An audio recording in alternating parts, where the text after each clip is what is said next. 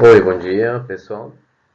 Seguindo os lineamentos do professor Dr. Antônio Tacchini, a gente decidiu fazer uma abordagem, uma aproximação deste tópico de tribologia de nanoestruturados e filmes finos compósitos. Quem fala é Galileu Santa Cruz e meu colega que continuará com a apresentação é Leonardo Lopes. Bom, aqui estão os tópicos que a gente vai abordar durante a apresentação.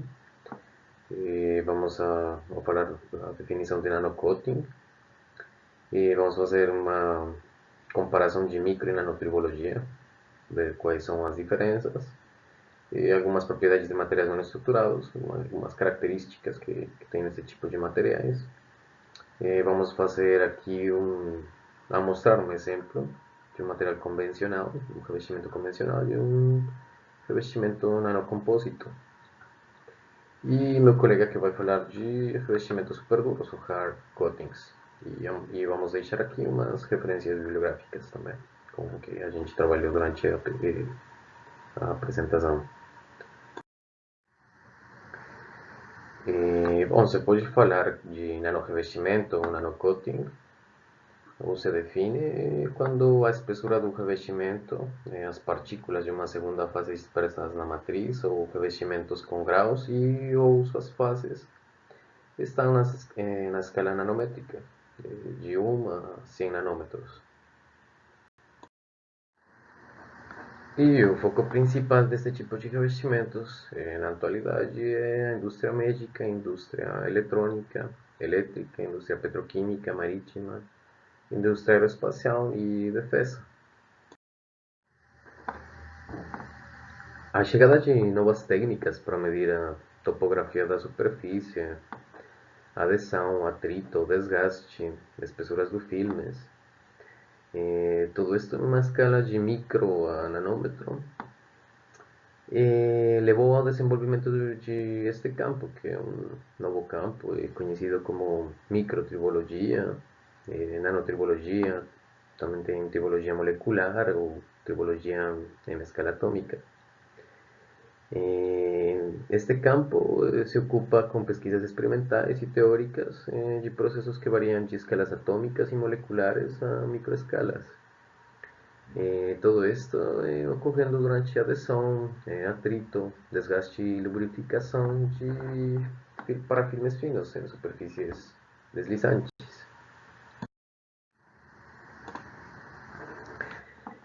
Aqui na figura você consegue ver as diferenças entre a tribologia convencional ou macrotribologia e micro e nanotribologia. Na macrotribologia são realizados testes em componentes com massa relativamente grande e sob condições de carga pesada. Nesses testes, o desgaste é inevitável, né? E as propriedades em conjunto dos componentes correspondentes são bem significativos no desempenho tribológico. Daí, no caso da micro e nanotribologia, são feitas medições nos componentes, ou pelo menos num dos componentes correspondentes, com massa relativamente pequena, em condições de carga leve. E nessa situação ocorre um desgaste pequeno, né, e expressivo às vezes.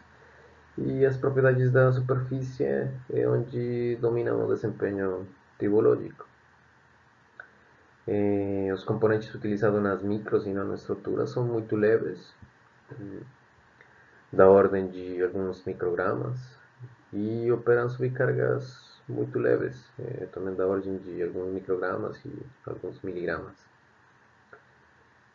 Como resultado, o atrito e o desgaste em nanoescala de micro e nanocomponentes levemente submetidos à carga são altamente dependentes das interações da superfície. Neste caso seriam algumas camadas ou poucas camadas atômicas.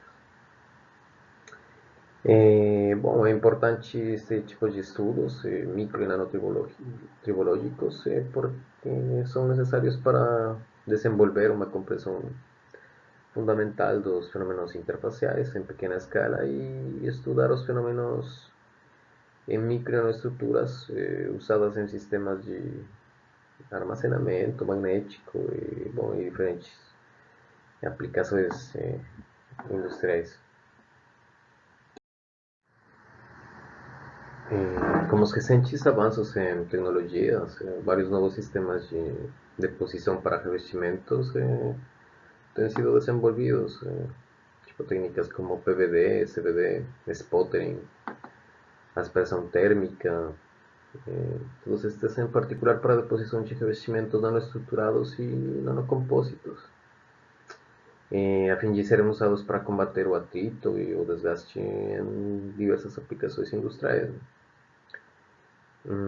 Dependendo de determinada aplicação e funcionalidade, ele deve normalmente atender a vários requerimentos importantes, né? Incluindo adesão forte, alta dureza e tenacidade mecânica, alta estabilidade térmica, química, espessura uniforme e adequada, acabamento uniforme da superfície, baixo atrito, enfim. Estruturalmente, os revestimentos também devem exibir uma morfologia densa, isto é, porosidades ou limites de graus colunares abertos. Revestimentos com estruturas colunares porosas tendem a se desgastar rapidamente durante o uso tribológico, né? E daí o resultado de graus colunares com baixa coesão entre colunas tende a produzir um desgaste determinado por microfraturas durante operações de deslizamento ou usinagem. Portanto, uma ligação coesiva entre os graus de um revestimento é extremadamente importante, né? A adequação e uniformidade da espessura do revestimento também são muito importantes para melhorar o desempenho do revestimento. Quando todos os requisitos ou requerimentos são atendidos, os revestimentos tribológicos certamente podem causar um impacto positivo e significativo em uma determinada aplicação. Especificamente, eles podem aumentar a durabilidade e o desempenho das peças e componentes que estão sendo usados para uma aplicação determinada.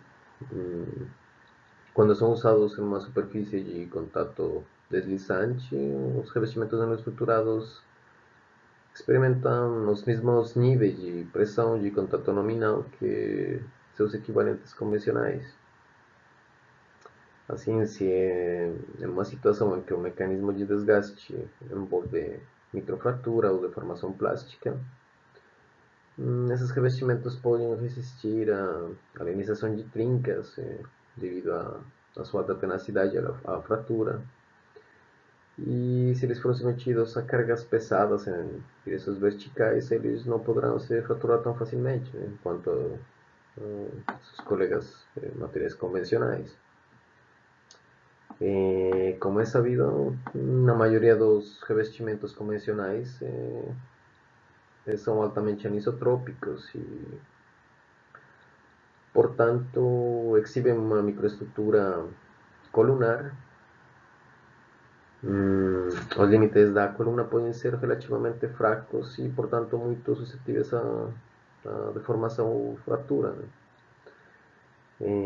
No entanto, no caso de revestimentos nanoestruturados, é bom porque os graus são extremadamente pequenos e a morfologia não é necessariamente anisotrópica ou colunar.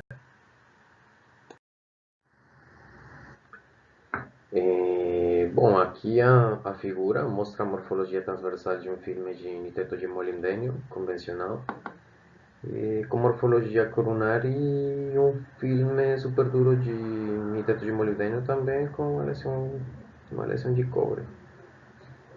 Este tem uma espessura de 50 nanômetros e foi obtido por magnetron sputtering. Aí dá para ver que tem uma morfologia homogênea, que no caso do material convencional, dá para observar que tem trincas adicionais presentes na superfície seccionada, e dá para ver a seta aí acima. A ao longo dos grãos colunares. Mas essas trincas não estão presentes no caso do revestimento de compósito, né? Daí, muitos pesquisadores afirmam o que devido a que a faixa média de grau dos filmes nanocompósitos é tão reduzida, é tão pequena, isso impossibilita a iniciação e propagação de trincas, neste caso. Assim, em outras palavras, o crescimento de trincas são muito difíceis de acontecer em materiais nanoestruturados e nanocompósitos.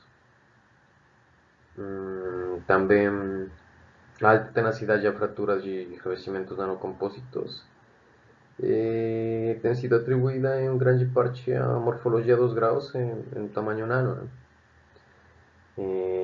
Assim, especificamente se diz que os graus de tamanho nano, com uma rede de contorno de graus grandes, fornecem uma condição ideal para resistir à iniciação de trincas em nanorrevestimentos.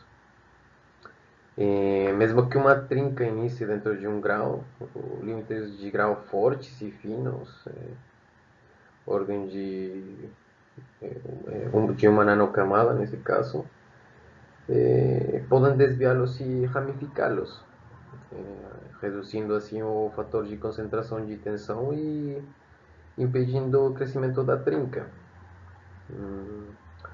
Portanto, é razoável afirmar que uma das principais razões pelas quais os revestimentos nanoestruturais exibem propriedades de desgaste superiores aos materiais e revestimentos convencionais é porque precisamente eles são mais capazes de impedir o início e o crescimento de trincas, né?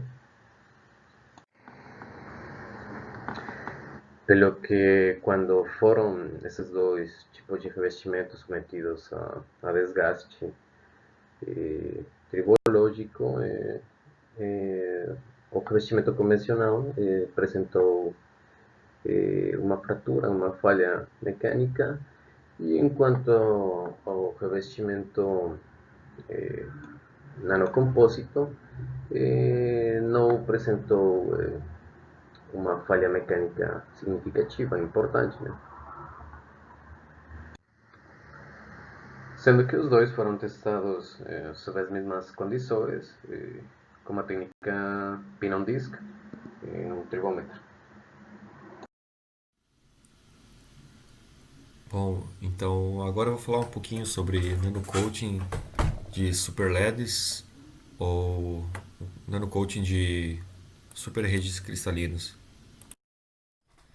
Primeiramente, só para fazer um apanhado geral, todos sabem que as propriedades mecânicas dos materiais elas dependem fundamentalmente da natureza e da ligação entre os átomos constituintes e também das microestruturas ligadas a eles.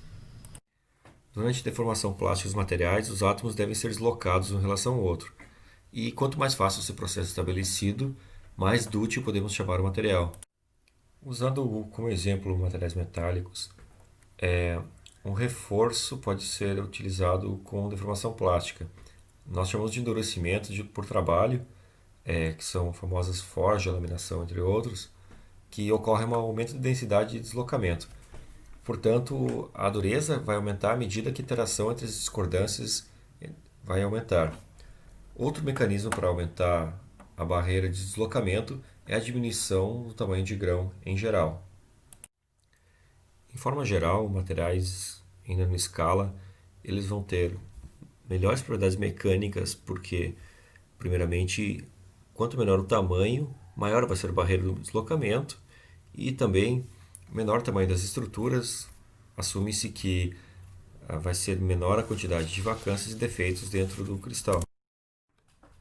Comparados aos materiais convencionais, que possuem grãos na faixa de centenas de microns, os materiais nanogravados apresentam maior resistência ao escoamento, dureza e também o modo de elasticidade. E à medida que o tamanho do grão diminui, a proporção dos átomos dos limites e também no interior dos grãos aumenta rapidamente. Isso resulta em materiais com propriedades totalmente diferentes.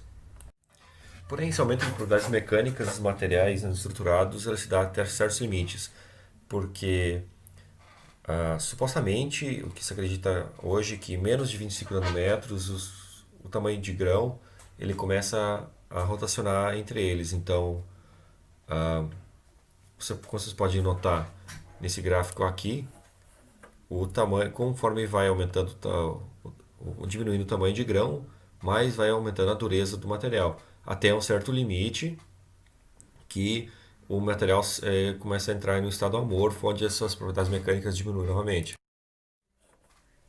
Atualmente existem diversas tecnologias de modificação de superfície para nanocoating. Nas nossas pesquisas de bibliográficas, os mais utilizados eram o PVD, o CVD e o IBAD.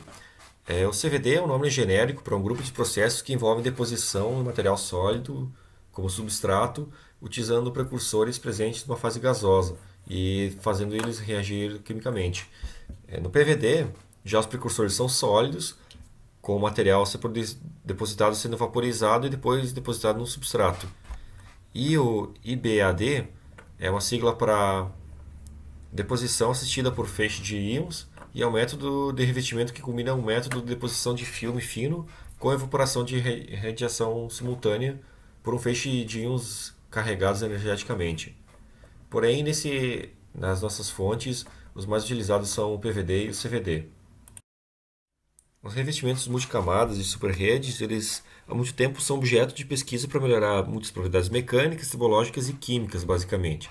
A introdução de muitas interfaces paralelas ao substrato pode, entre outros, desviar rachaduras, fornecer barreiras ao movimento de deslocamento e também aumenta a tenacidade e dureza do revestimento em geral. No caso, como mostrado na figura ao lado, as multilâminas de nitreto de titânio e também nitreto de cromo, elas têm uma excelente estabilidade térmica e têm ótimas propriedades tribológicas a 500 graus, conforme a literatura utilizada. E as nanomultilâminas usadas em PVD para deposição, elas apresentaram melhores propriedades em comparação com revestimentos de nitreto de titânio convencionais de camada única. E também a redução do espaçamento dessas camadas de 100 até 20 nanômetros, ela sempre resultou em maior dureza, ou seja, quanto menor o tamanho, maior vai ser a aderência a arranhões e resistência ao desgaste. E de maneira semelhante, também foi relatada uma alta dureza em multicamadas de titânio, alumínio e nitretos, que isso também é atribuído às altas ligações covalentes e os efeitos de fortalecimento relacionados às interfaces desses mesmos. Agora eu vou fazer uma comparação entre probabilidades tribológicas dos revestimentos nanocompósitos e dos materiais de engenharia comum. Vocês podem ver na imagem abaixo os materiais nanoestruturados de níquel, conforme vai abaixando o tamanho de grão, ele vai aumentando também a sua dureza superficial. E no outro exemplo do lado, a resistência à abrasão do níquel ela também melhora mais de 50% usando nanocompósitos de níquel e de alumina. Vocês podem ver aqui. Nessa matriz ele é utilizado o níquel e ele aumenta uma dureza em comparação ao níquel puro também. Neste caso aqui, o nitreto de titânio, que é comumente usado como revestimento em ferramentas de corte, ele, quando depositado em forma de nanocoating pelo PVD, ele mostrou melhorias impressionantes na resistência ao desgaste por erosão e abrasão. Isso se comparado com o nitreto de titânio comum, conforme mostrado na imagem abaixo. Da mesma forma, as ferramentas de metal duro, quando revestidas com deposição física de vapor, elas mostraram uma melhoria de até 25 vezes na vida útil da ferramenta, se comparados com revestimentos convencionais e de nitreto de titânio e nitreto de titânio e alumínio. Como vocês puderam notar, em escala nanométrica, os revestimentos possuem propriedades significativamente melhores, principalmente mecânicas, dos materiais em escala bulk, escala macro. Os nanocoats também eles são uma alternativa muito viável e também são ecossustentáveis comparados a algumas alternativas de revestimento e lubrificantes que existem hoje no mercado para proteção superficial de materiais. Ah, Esse foi o material utilizado como referência bibliográfica na nossa pesquisa e em qualquer dúvida vocês podem entrar em contato comigo, Galileu, que nós vamos tentar solucionar ela da melhor maneira possível. E obrigado pela atenção.